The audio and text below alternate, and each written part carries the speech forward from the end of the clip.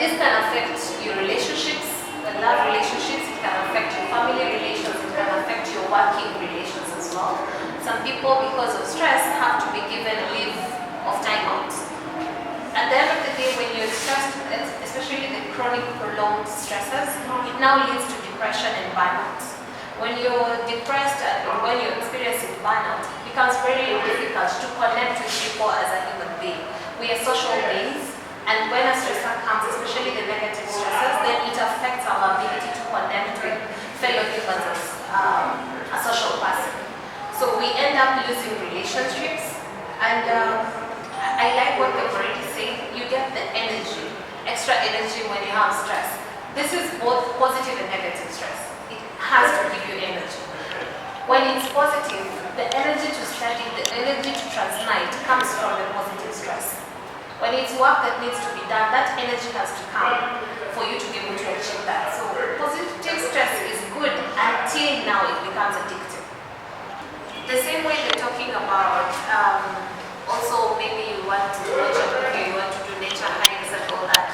Some people will tend to push themselves to other extremes. Like in my case, what I used to do that when I would get really stressed is now go drink with my pals, and I would drink Monday to Monday. The only break I would have is on Sunday afternoon. And this was normal. I remember in my third year in university, I slept through a paper. The last 15 minutes, the invigilator told my friends to help me finish my paper. That's when I went to rehab again. Because of stress. And you're overdoing something negative to cope with another issue. The other thing about stress is that stress begets stress, whether positive or negative. If you're stressing about something, it's very difficult for you to be positive. You'll find yourself having negative thoughts. You remember that girl in the video we saw? One negative begets another negative. Oh, you're not beautiful, so don't put the lipstick. Oh, you can't, you think you look good in that? You're fat. So let me change. But then at the end of the day, you tell yourself, anyway, I look fat either way, so let me just stay. And that happens a lot, and this is at the point where, remember I said, check on the next person, just understand what is going on in their lives and listen to that person, because again, we lose the ability to listen when you're going through stress. We're living in an era where everyone is isolated because of stress. You have your own stress, we're all working. You have, like guys of our age, you have wife stress, husband stress, or let me say spouse stress. You have pagwakando stress, you have your kids stress, you have work stress, you have social life stress, you have pressure to acquire property and show that your life is worth something, you know. And most of the time you will not be aware that all these things are going on in your life until somebody else points it out. So it is I use journaling a lot, the tool of journaling, do a lot of personal development, make meaningful connections with people, because when you make meaningful connections, then it means when you're stressed, the people in your life are not the yes people. These are people who can be true to you, and they'll be able to, you can manage an interaction with another human being when they're real with you. And that's up to you now to make those decisions. Then, I've talked about the communication ability, I've talked about it, and the pity parties. This is also another sign of stress. You become a holdout or a hawk for pity parties. When there's a pity party, that's where you want to be. Then you're like, oh, even me, my situation is like this. And we stop being there for other people and allowing other people to be there for us because of this stress. And you just want people to hear you're negative, you're negative, you're negative.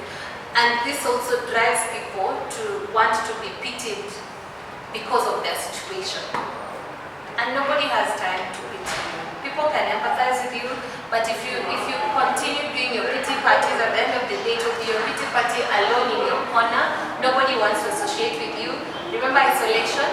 And now it also changes your perspective. Remember that girl saying they don't even want to be with you? It's not that they don't want to be with you, they would love to, but every time you're talking to them, you become a drainer rather than a builder. And those are some of the repercussions of stress on interaction. Also this was already highlighted in the video. I like saying on marriage because I advocate for sex in marriage, but if you're sexually active or if you're in a long-term relationship and you guys are in sex, stress can also be a major, have a major detrimental effect on your libido, your ability to sustain an erection, for men, and for women, inability to climax. And that you've heard of husbands and wives complaining, like especially husbands saying, my wife nowadays fixes it, and it becomes a fight. I know we have a few people maybe here married, so that's why I'm talking about that. And maybe you're in a long-term relationship, learn to understand the other person. Dealing with stress, you'll find that when somebody's here, they're a different person, they go to another environment, they keep changing who they are, and most people use it as a coping mechanism, but it becomes so hard to keep up that it affects the interaction with other people. So you want to, is this the same thing that I know because of those drastic changes? And then something else I can add, you mentioned meaningful connections. I think it's important to develop a support system because most of us just go through life. I wake up, I go to work, I do my responsibilities, I come back home. So there's nothing you connect to. And because you don't have anything you connect to, you cannot be able to actually process stress. And stress is there every day. So you find that you're overwhelmed, things will be so hard. Those are actually other signs of stress. Being overwhelmed, something that will easily becomes so difficult and taxing. So when you have a support system is something very simple, something that keeps you in check, something that reminds you you're a human being. So it could be, you could develop a routine, maybe something that you do every weekend to relax. It could be catching up with friends, having that somebody you can check in on you every now and then to see how is she doing, are you out, and these are the people who will actually be able to tell you fast that you're dealing with something, or maybe you're going through depression or anxiety. Your friends will be the one to tell you fast, because you cannot easily diagnose yourself. Let me diagnose you, though you can't diagnose yourself. But when you have that support system, those people who are around you, who are checking in on you, they are the ones who will tell you, by the way, what's going on, because they will be able to, they can tell whether your behavior is changing. They can tell if you used to do this has changed. So at least have two people who you trust in life, who you know whether I'm good or bad. These are people who can stand by you, and they really know, they really care for you. They don't want anything, they're just genuinely concerned about who you are, and they become the support system. And you can also become a support system to someone else, because you can't do it by yourself. You need that person, because even if you go through counseling and you don't have a support system, you go back to the same environment. So you'll be in a cycle. This happens, then you go back, this happens.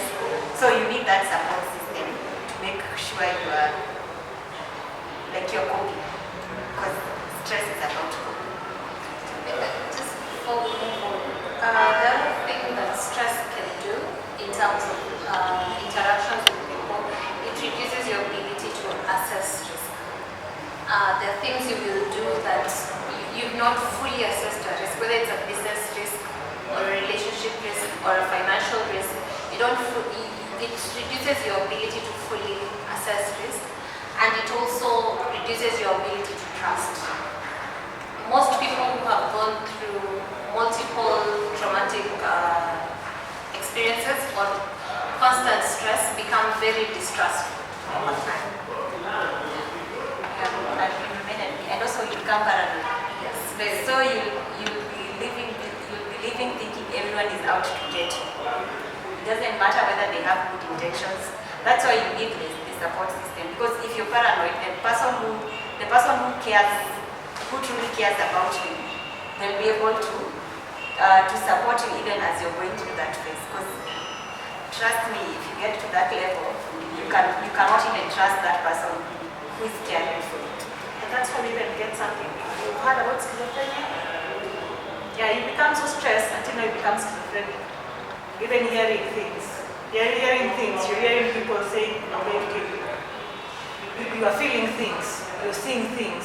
You see that people that are like, oh yeah, is she going crazy? Yeah, that's the effect of stress. It begets another mental illness. Yes. Maybe to add them to how to deal with stress. One way is also avoiding stress. Like she left, so her father was, so that's another way of dealing with stress. So if you can find a way to avoid it, it's also a good way to deal with it. I have a question. Suicide has been known to be the second leading cause of death globally. Does any of you here have somebody they know, either a friend or somebody they're related to, who has attempted suicide or has said they want to kill themselves? Do you know anyone? If you do, please just put your hand up. No friend, nothing, nobody you can identify with for the rest. Thank you for the two of you.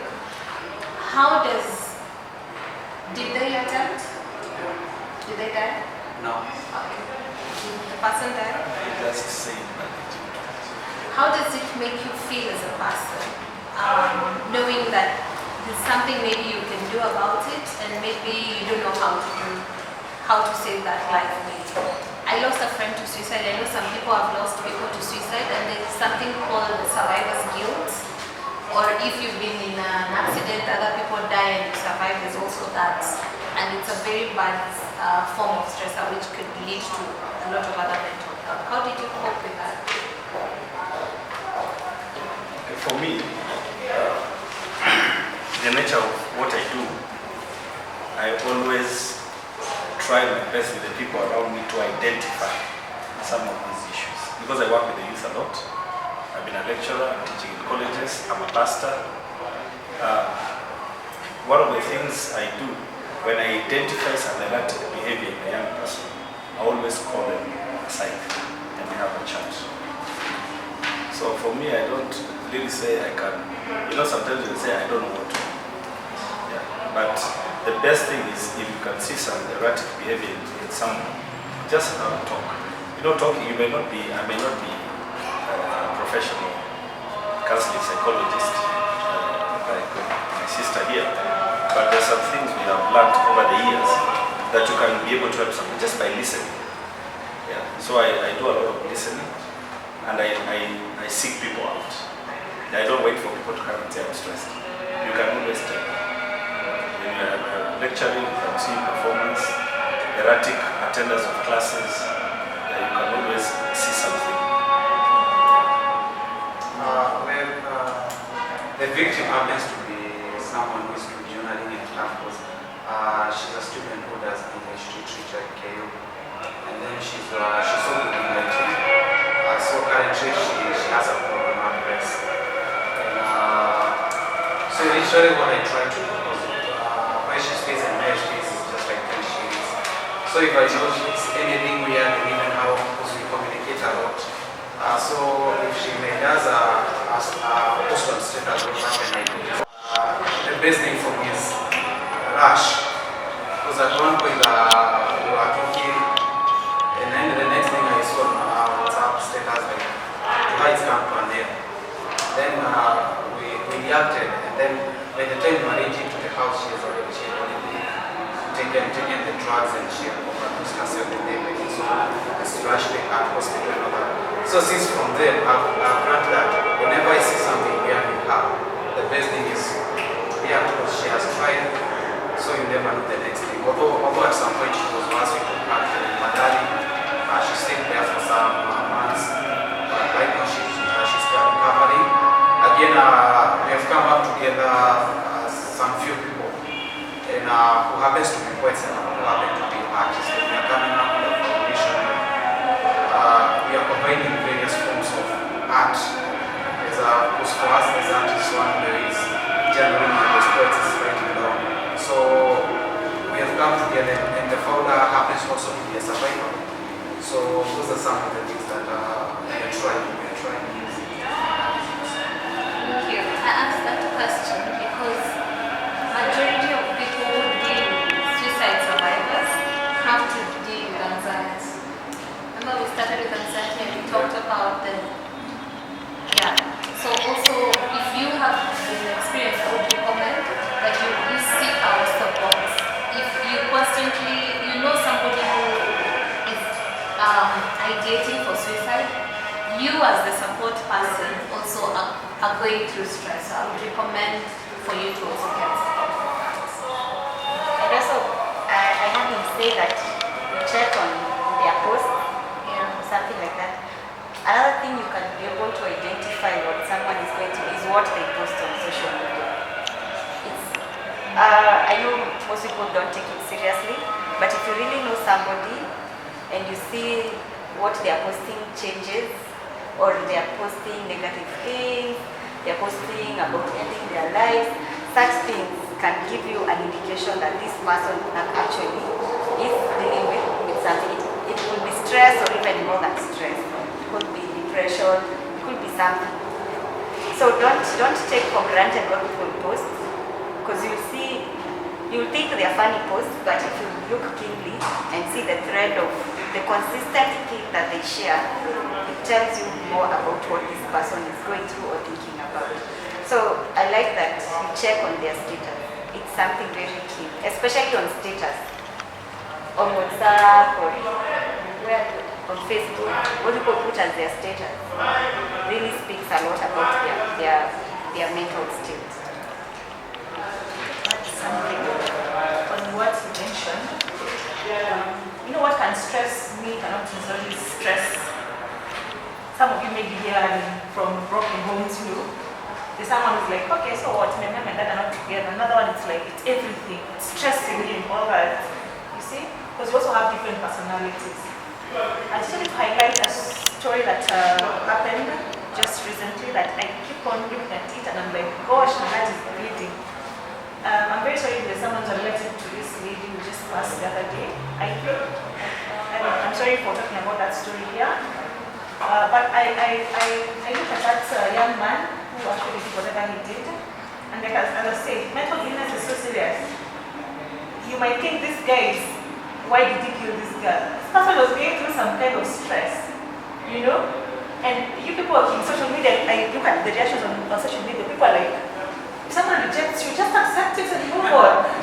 Yeah, you can handle that. That kind of stress. But not other person, because I even checked this guy's background. Very lovely family. A father and a mother were together. No poverty. There's no poverty in that home. Those are things that most people can really lead them to do such a thing. The teacher said, so he was a very cool, calm boy, a good boy. So how comes from nowhere? He just became whatever he became. You understand?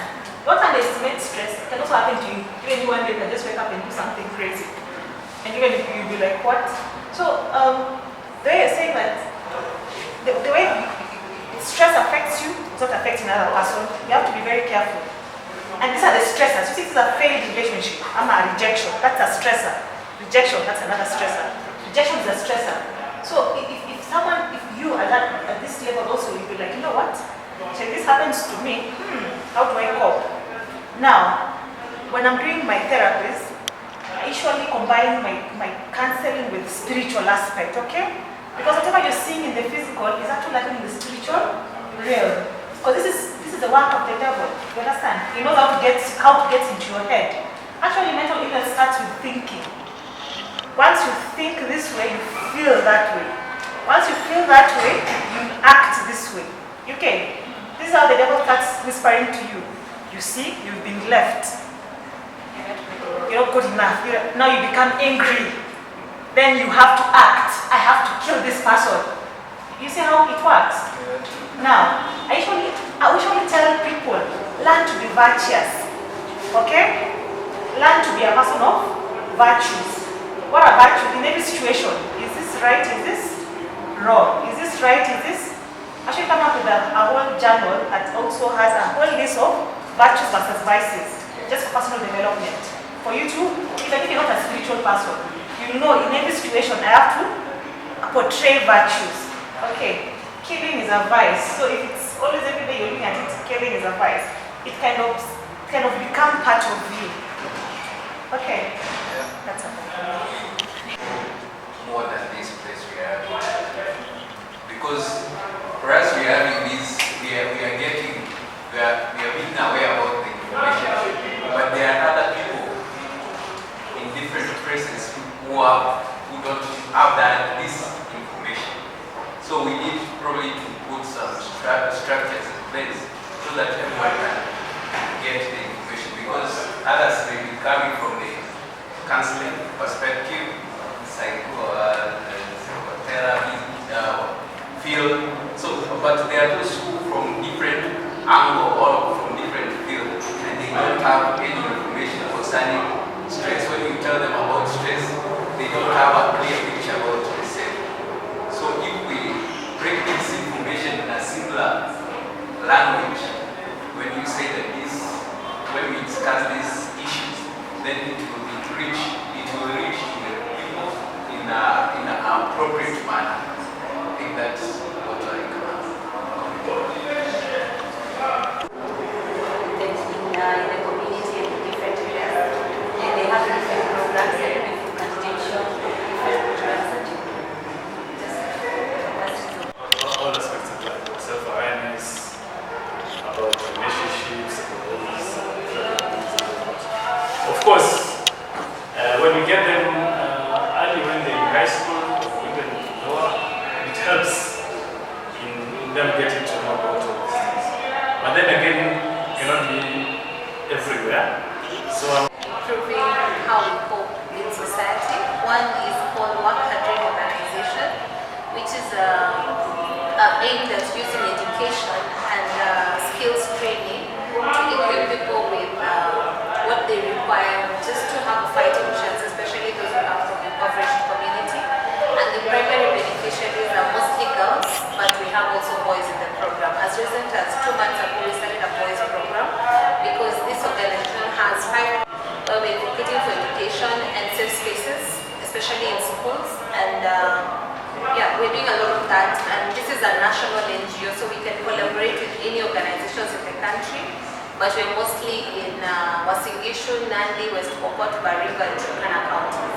But across the nation, we are collaborating with other CBOs and other institutions. Then the second one that I do, and this I'm very passionate about, is called Holistic Wellness and Motivational Center. It's operational here in Nairobi and also in Eldoret. We are a network of counselors. I'm a counseling psychologist as well, and we bring therapy to your homes.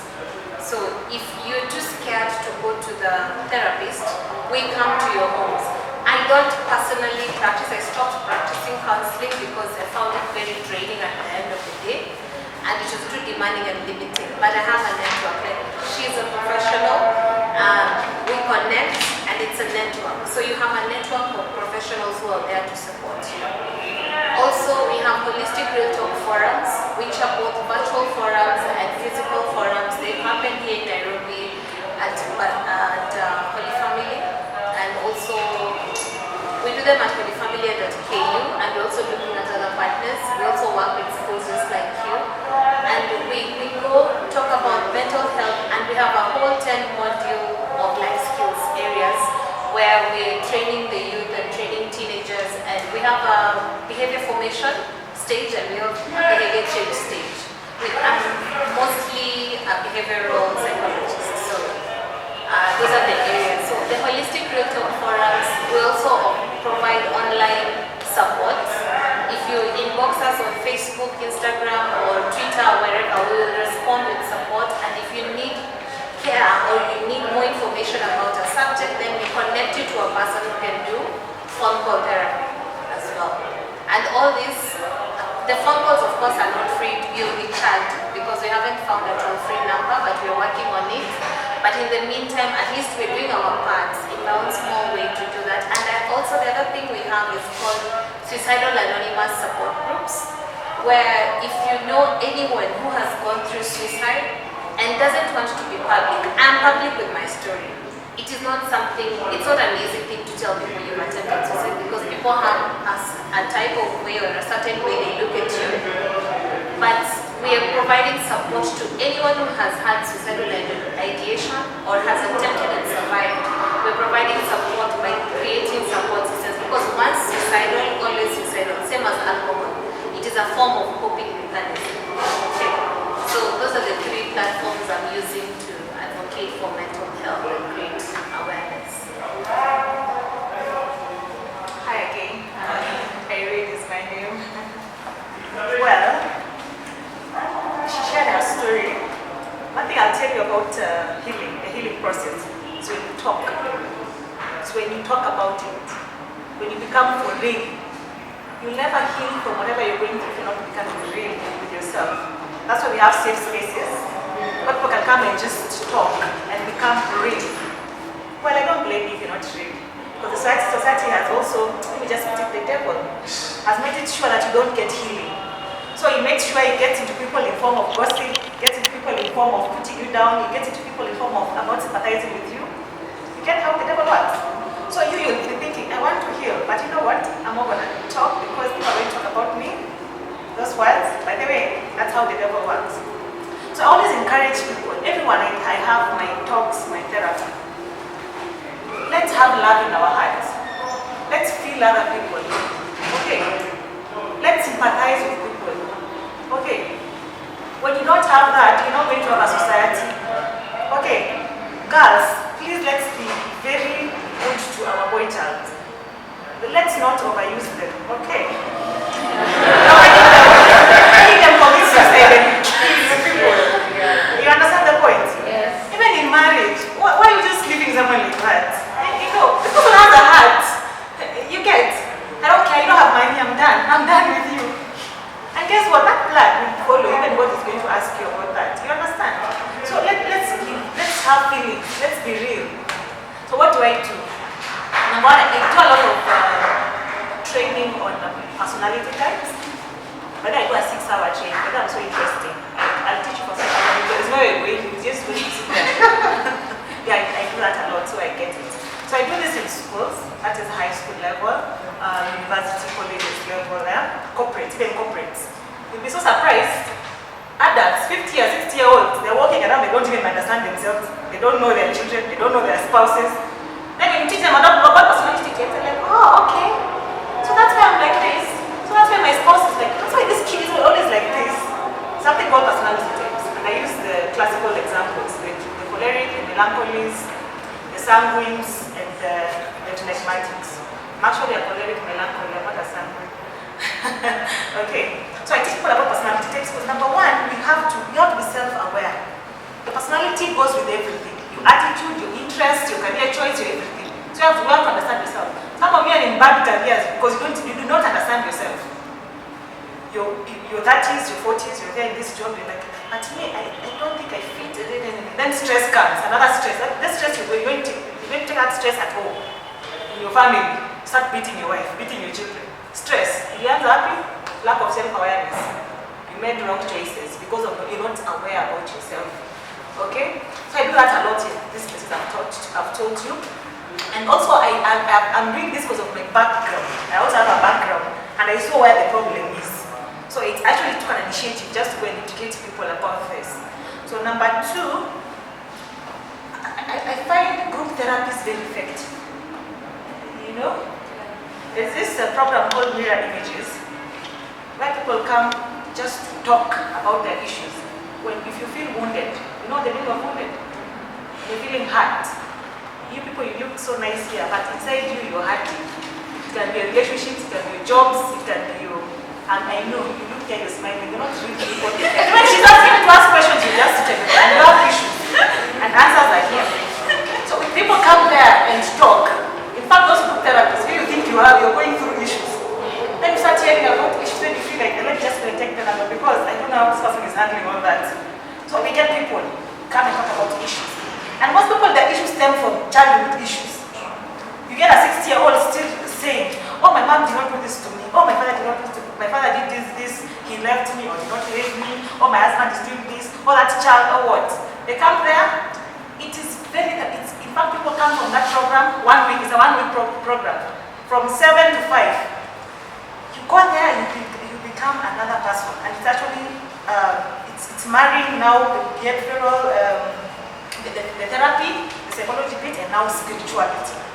Okay, and be there also to be for someone else. Don't just be there because you want help. Always be there like this. Who's having problems? Who's suffering?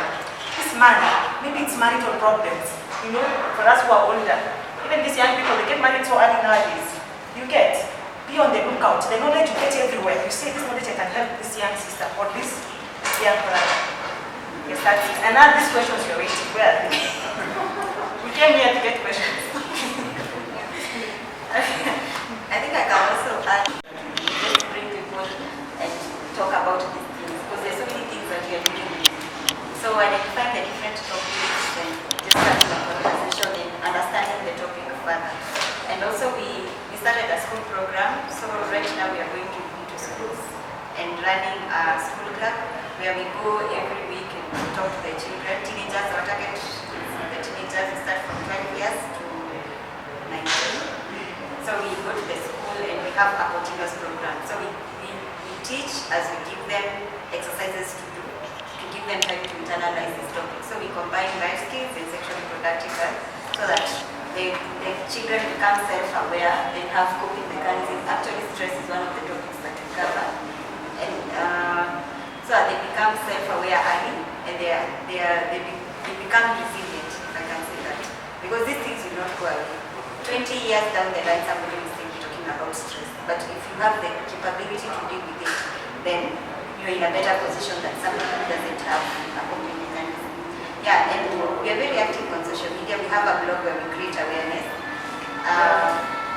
So in our blog, you'll find numerous topics that help people so that we are able to reach other people. We also have support groups. I've forgotten. So we have a program for young mothers where we train them and also give them, they have a support group where we share and get psychosocial support. I see a hand there. I don't want to talk much. Like, I have a friend of a friend. They are married, but then they are 5 years of marriage.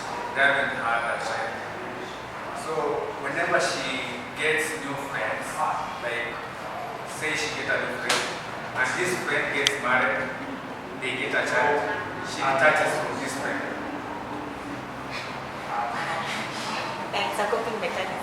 So, like, whenever she has, say, okay, there is a she usually has, whereby at times you find that she passes out the house whenever she's done.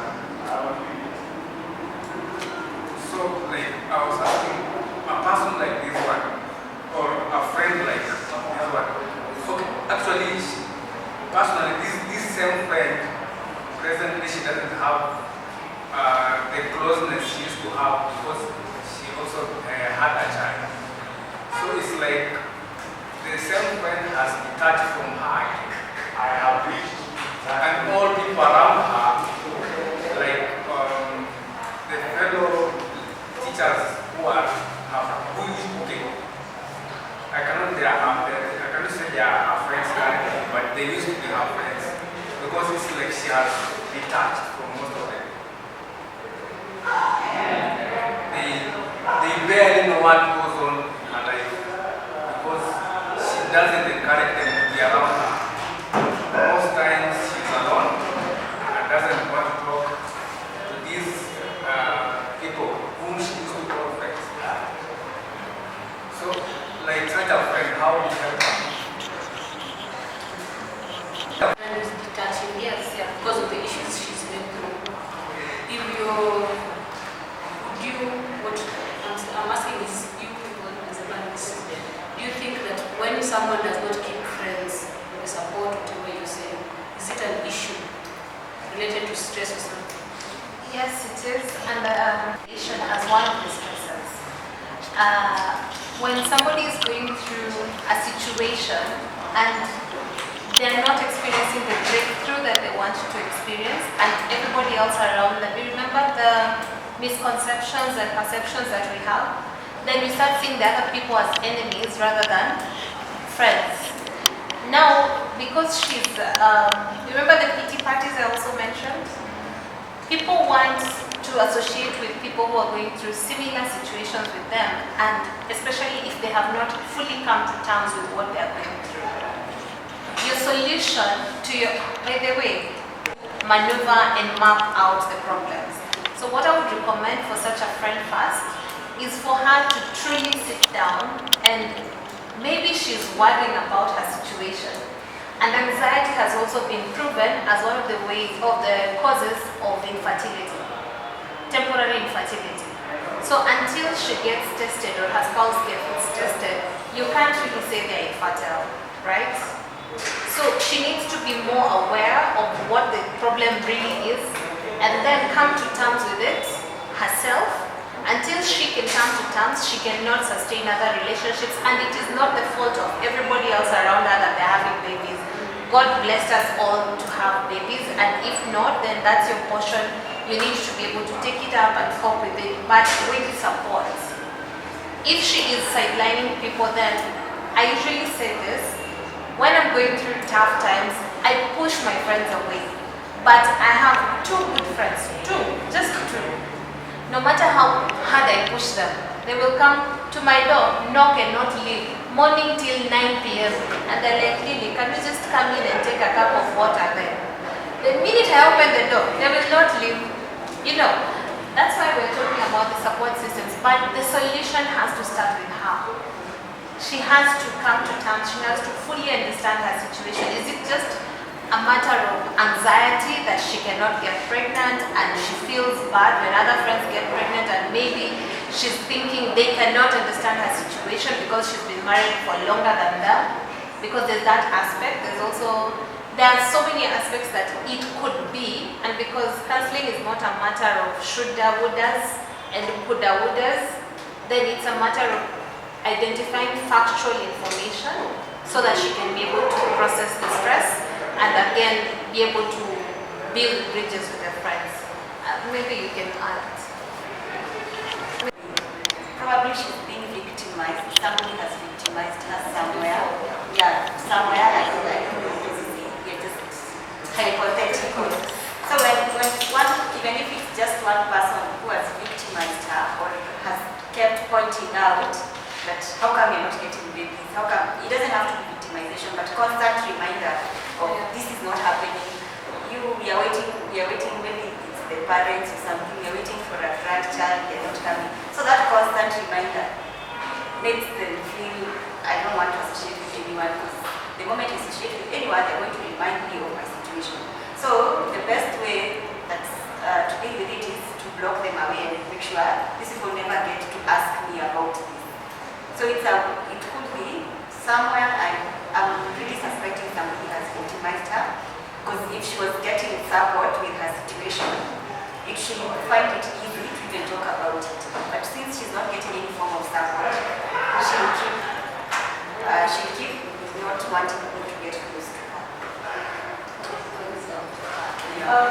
Last year, I attended our church service at Sita Karen, and we had a joint women's ministry. Actually, one of the ladies came with a testimony. She got a baby after 10 years in marriage. Actually, she said in those 10 years, she had moved in 17 houses. Whether you're a neighbor here, neighbors start talking. You see, the person ask people we are doing. To see how we keep people and make people shut us out. And she's like, I just want to look for a place. When I go somewhere, I don't talk to neighbors. I just want to be alone. Because the place she overheard, you know, someone saying, I think she's cursed. You see such things? The things we do, the things we say. Another one had stroke. She was bedridden. Then visitors come to visit. Then, you know the way you're sleeping, someone thinking you're just dead asleep. Then visitors are coming to see you, and they're even your relatives, and they're talking. I can have like on their skin. So what she did, she shut down all relatives. So I don't know about her story, but this is how people also cope. You know, maybe she had a very bad encounter with a friend with a child. Because even that lady who now gave birth finally, she's like, she'd go to events and interpret, oh, just because I don't have a kid, that's why you're telling me bedtime story. Maybe sometimes they're stressed and make you even think things are not so that you become even someone who's very irrational. You get the point? So it makes you now shut people out. To answer her question, the lady Brenda, sometimes it's good, this isolation thing. Sometimes, like you said, sometimes to manage your stress, you take away from that stressful situation. See that people talk ill about you. When you're around them, you feel bad. So you kind of just because every time you want to stay around them, your heart becomes so painful, you know. So the best thing like now see the father is always causing her a lot of pain in her life. So what made her start healing when she was away from now that abusive war. Yeah, personally also I've had relatives who I feel when I'm around them, they're not good people, the devil is working with them. So when I'm around them, I feel so bad. I even start thinking bad things against them. I don't want to have a bad heart because it stresses me. I see them and my heart stresses so fast. So the best thing, I just cut off from people who are affecting my well-being, my emotional well-being, my mental well-being. It's best. But now that's not just isolation. That's not isolation. You look for people you feel good when you're around them. So you look for friends you feel you're good around them, and you stay away from those who feel like this one's a threat to my emotional well-being. There are cases of ladies who use the injection. If you use the injection too much, there's a lady who stayed again in her marriage and got pregnant after 10 years, another one after 7 years. It reacts differently with different women. So also, like we're saying, we're hypothesizing a lot. We don't know the facts. It's up to her to get to the root facts. Then now, at least give her, what I would advise you, or advise the friend of the friend to know her, or you. Just go, be there with her, give her a different perspective on how to look at this situation. Sometimes all it takes is just a person to listen to you and change your perspective, how you look at it. It can really help her with the friendships. I would like to add a different angle to it. Sometimes you realize that lady, one of the human needs is being significant. So probably because of that, the fact that she's not having children, she feels insignificant. I remember I had a client I was coaching, of course I'm not mentioning his name. He had completely shut out from his family, his friends, and everybody else. So when I sat down with him, I tried to find out what it is that he can do that can make him significant.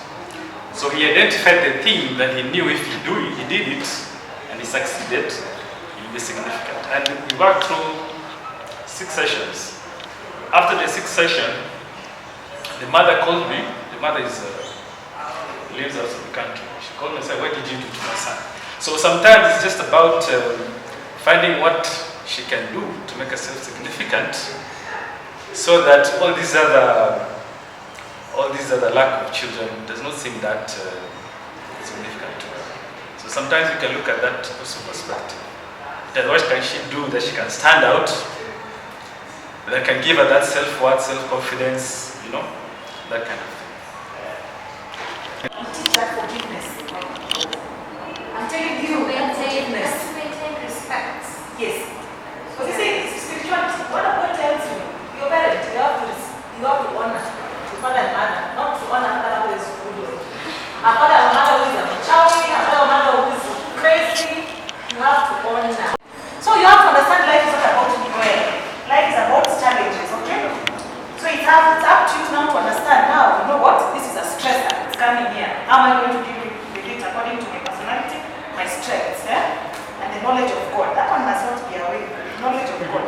Sawa? Because God is the counselor of counselors. Those things in the Bible you think they're a joke. They are counseling. You understand? Make peace with everyone. Those things are counseling. Okay? Yeah. Okay, I wanted to ask Juliet about the role emotional suppression has on stress. This is based on my own personal background. So I had this breakup that I did not talk about because of guilt and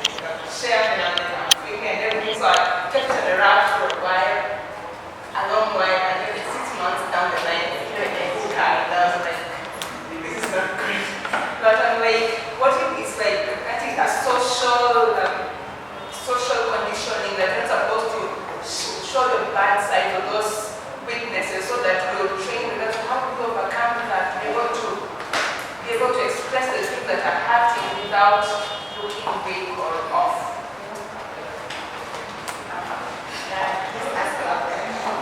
It's almost close to what she's asked. For example, someone is going through something and they're not really possible. So they want to stay with it, or they want to get over it, but they're not ready to speak out. And then you find like you have friends who think you're that guy who is another guy who is happy, everyone thinks you're doing fine. When you go up, maybe when you want to Shana to get it. So now you can't even come out and show you weak signs. How to handle that. This is where you are friendly, you have many friends, family members are there for you, but it reaches a point, just feel like you are lonely, you're just you alone, and it's kind of surrounding you, even if you reach like breaking down. I don't know that I what's the cause.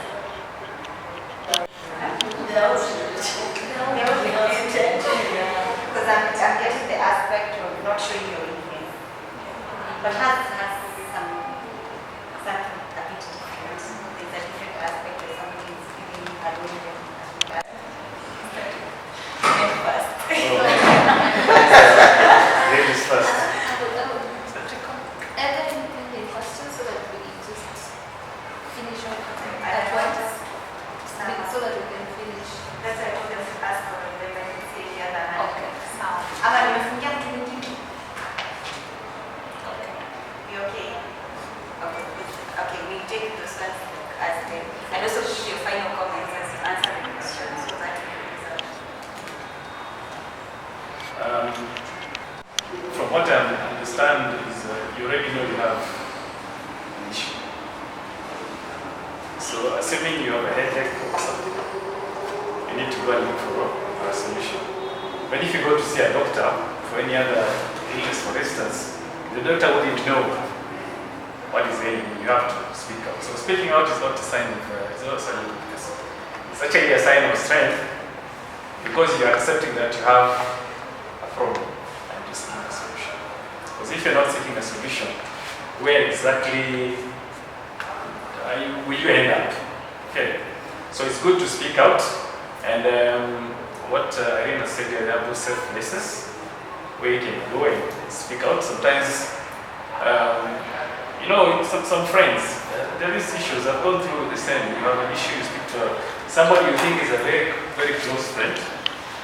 And then 2-3 days later, you hate with somebody else and you've spoken to this person in complete confidence. The people they know, they will say, answer the question.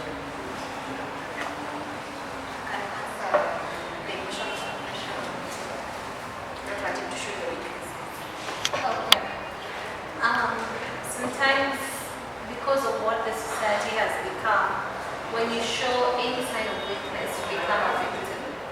It's like we're in that phase where survival for the fittest kind of mentality. It's like the human race is evolving. So we're not allowed to show any form of weakness because people will prey on you on social media. People will prey on you physically. So it is a social construct that sometimes makes us as individuals not able to express weaknesses or express certain emotions. Like you say, sometimes when you grow up in an environment, you're told you cannot do this, you cannot do that, you cannot say this, you cannot say that. I grew up in such an environment where women don't vote. To date, I don't have a voter's card. Now it's my decision, but up until maybe 7-10 years back, it was because of faith and how we were raised. So such small things about you and certain emotions are not, like women were not supposed to express displease and anger. That's a form of insubordination. So you get social constructs that have been put in place and you're born in it and you're raised with it as the only way you know how to deal with certain things. But the fact is, when you don't express something outward, it stays in, yeah? Then you pile it up. We all have a certain threshold. Finally, it's bound to explode. Like you say, 6 months down the line, in a dipuka. there's something called the bottling effect. When you bottle anything up, eventually the pressure, when it reaches its capacity or its threshold, eventually it explodes. Same as a bottle of Coke or air in a balloon or anything. As long as the vessel does not have the capacity to hold whatever it is for long, then that vessel is bound to break. Let me go spiritual a bit as well. The new wine in old wineskin, it can last. Now, so then there's also the other thing called impression management. We live in a world where it's a mental construct where you don't want people to see the bad side of you, like you guys are saying, or the weak side of you. We have to manage impressions. Marketers do, all these people are managing impressions. Okay? The way you're dressed today, the choice of clothes, the choice of shoes, the choice of words that you say you would say today or not say, everything you did today was as a way of managing what people think and see of you. Because of that, and because we live in a world where now what we see is what we believe, it becomes very difficult for you to express. But it starts with you to be real. You know what? Just keep it real. That's what I would tell all of you. Just be real. It's less baggage, it's less stress, it's less, you don't, like, now, let me just say this. I rarely do heels. But there are certain people, if I know I'm going to meet, I have to wear heels. That's why I'm in heels today. I was meeting with somebody earlier. We all have that aspect of ourselves. I'm being real right now, I don't like being all fake. But because I need her to see me a certain type of way so that she can collaborate with me on a certain product or a certain project I want to do. And we've done that as marketers, we've done that even down to our individual livelihoods, which is very wrong. It's okay for marketers to manage us, but don't manage the next person. Don't allow anybody to manage how you feel. It's okay to cry. It's okay to burst out with laughter for nothing. My hairdresser laughs and the whole corridor laughs, And she's not afraid. And if you tell her, she kind of gets nasty about it. She'll tell you, if I go to the loo on your behalf, then tell me how to laugh. That's how she deals with it, which is not okay, but still, she's like, let me be me, you be you do you, let me do me. Don't let anybody ever, for whatsoever reason, tell you not to express how you feel. But do it respectfully. 7 habits, those of you who've been through your there's something called the 7 habits of highly effective people. If you want to be effective and productive in life, you have to always seek to understand before you're understood. That thing always stands out and is a very baseline way of expressing yourself. Before you express yourself, ask yourself what this other person could be going through or is feeling, and just understand their concept so that they can also understand where you're coming from. If you feel understood, then you'll be able to understand somebody else. That's really so that's my take home for today. Seek to understand before you understood, and show love and listen. Just be compassionate. Yeah. Someone ask the lady, are you an introvert? Do you think you're an introvert? You're more an extrovert. I'm so social. For the person who I'm talking for the first time, I take my time to study them. If I get used to you, I'm so talkative, social, ever smiling, easy to get along. But for the person I'm looking for the first time, I say I'm a very serious person. You might even hear from me. Okay. Something like an introvert. Are there issues you think you do in life? Any issues, family issues, personal issues, any issues, trust issues, nothing whatsoever.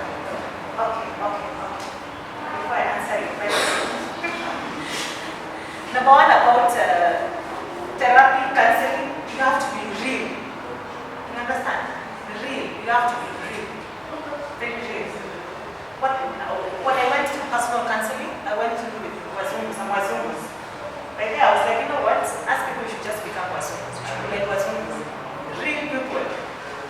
Someone asks you, how are you doing? Someone calls you, what do you always say? I'm fine. Liar. You see? Like, that's it. Someone, like you go to German, how are you? I'm feeling kind of, that's the other answers. I'm actually like, they tell you what they feel. No, it's not like I'm fine. So that's where we go wrong. We always want to put masks. Masks. You know those masks? I've also done HR, human resource management. I've done a lot of recruitment, by the way. But then my approach is very different. People always pass when they go through me. The people just look real. Like, I just don't like fakeness. I don't like fakeness. I need someone who's just real. Don't tell me what you want to hear. Just be real. Just be yourself. But that's what you also do. You just want to be fake. I want to be strong. I want to speak strong. But you're not strong. You know, be real. Be real. Or you're going to bring another stress to your life. Be real. So always, you know, Jesus, every time you're always super. You're human. Be human. Okay. Now, to answer her question, normally you'll be feeling sad. You say sometimes you just feel sad until you just cry. You just cry, just cry. Tears of joy, tears of sadness, tears of grief, and tears, something tears of tears, right? What kind of tears do you? Because by the time you're crying, you're emotional. There's some emotions you feel. So it has to be something you're processing.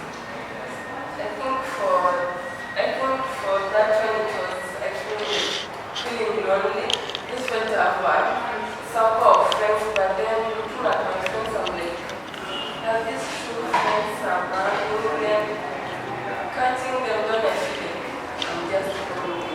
Okay. You see, she said that problem. She just said, because she was not saying, right? She just said, me, I have people who love me around me, then for me, I just cry. I don't know why I cry. But you answered yourself. So you still look validation for people. You still want some validation for people. All my friends should love me. All my friends should be there. I feel bad catching them. But is it like super wild? Like all my friends should be there, love me, all my family should be there, love me. So they never do that work. So we understand how things work, right? And you know it's okay. It's okay for them to be out. You have to be very selfish with your mental health. You have to take care of your mental well-being. If something is not bringing you happy, just cut it, right? And you should not even feel guilty for cutting it, right? I mean, you still want to be sad. You just want to keep your sad. You still want to cry. And you see, that's okay. And then she mentioned something like she was having a relationship 6 months down the line, then she exploded. If you don't deal with your issues conclusively, that's a baggage you will walk with it for the rest of your lives. You understand? Once you go through a stressor, we're not about stressors, right? Your stressor is what? Failed relationship. What? You have to deal with it conclusively. That's why we use a common phrase. Someone wants to date you, is like, oh, we should an ex 2 months ago. And you're like, okay, first deal with that before you come dating me. You see those things? You first deal with that issue conclusively because you are hurting the issues that you really need to vet. That's why I'm telling you, like, in our place, people write letters. And I don't just write letters. You don't write letters when you're angry. You go through the process, you heal, and you say, you know what, I want to put a closure to this. So ours we use letter writing, it's very nice. You know, sometimes you can say, let me talk to this person, then we solve this issue. Then again, it becomes another issue. You talk and then it becomes another stress, and you're like, I wish I had seen the picture you were getting. But now with the letter writing, you pour out your heart nicely. In fact, we tell you, even write this letter for 1 month. You write everything that is in your heart. And then when you did this, and then this time you did that. I feel so bad. But in that letter, you're not confronting the person. You want to forgive and put closure. Until even that baggage is gone. You go again, you walk again, you go for that relationship, that's okay. And that's why we're having even married people sometimes. They have so many issues with excess, which ex didn't do what, you bring those baggage in this other relationship. You become another mess to your children and yourself. Okay. I they talk so much. No, I don't know. They have a different process of how they do it. So by the time you're writing that letter, you've gone through some process. Different people have different approaches. So when you're going through this process, there are things you're guided on what to say. But the important part, you need to express that strong emotion to this person. You're a bad person, you're evil, the devil is working. But you need to express it. The letter is about expressing the actual issue. So when you go through either it's coaching or counseling or any program and you're able to identify this was the actual issue that I was dealing with in this situation. So when you're writing that letter, you'll be talking about that issue and how you reacted, how you reacted, how you would have wanted it to be, blah, blah, blah. And now you get to the point of conclusion. So we ban. Fire has been used as a form of extinction. Yeah? So for you to receive closure after you've forgiven this person in your heart, because at the end of the day, forgiveness is for you, not for the other person. Once you've done it in your heart and you've burned whatever it is you've written down, and sometimes it's not just relationship issues, it's personal baggage from your past. Once you've burned it, it's a symbol of starting over. Then now, with a lighter heart, you can actually now have a conversation and already you've set boundaries. Your mind is in the right frame to even have a conversation for closure after. Because now you're not emotional, you're not baggage free, you're not going to explode on this person. So sometimes that can work as well, because then you don't want a physical connection to this person, you just want them to know what they did and that you let go. But also when you want like a physical closure, you have to be ready for that conversation. Yeah. She's talking about burning the letter. How did the other person know how much I felt if the letter is burned? In this process that I'm talking about, it's your personal healing and your personal awareness of the issues. As long as you're aware of the problem and you're able to resolve it within you, then it's a step to prepare you for a physical conversation with the other person. That's how I forgive my dad. I did all that. I have a blog, but it's a personal blog. One day it will go public. It's letters to my parents. I write lots of letters, but now I stopped doing physical because they kept getting lost. I put it out there. But I always print a copy and burn, and I know this is something I have dealt with. I have put it down, I've written about it, I've gone through that with my life coach as well from International Leadership Foundation. They take you through that as well. So when you burn it, then it prepares you for your healing. Once you've healed and you have a lighter heart, then if I'm the one who wronged you, you can just come very calmly and ask me, can I have a conversation with you? I need to talk to you about ABCD. You see, your frame of mind at that stage is not confrontational. It's not to go put that other person down. It's just for you to be able to get closure, for them to hear you out. So those are just the different aspects of how to find closure. Yeah, and also, ours, when we're doing the letter to the person, we state there, we also need answers through letters. And those ones you want that one-on-one, make it clear, I want answers. Because the people who have so many questions, they have so many questions. Like in our groups, find people you can like, my father raped me, those issues. You think you have issues. So many issues, you understand? And someone is working with so much in their life and they really just need that because they're angry. Normally when you start that program, people are just looking like, I want to just kill someone. But the time that program is done, people are like, oh, you're light as a feather. And it's a life talk. It's so amazing. Counseling helps. Therapy helps. Don't have stressors and you're just not dealing with it. Identify stressors in your life, the stressors, and deal with every stressor. Failed relationship, failure in my life, my career issues, my own issues, deal with them. Or else it will spill in your life. Every aspect of your life is going to spill. Your social life, your financial life, your mental health, your creativity, it's going to spill. Okay, your productivity, your physical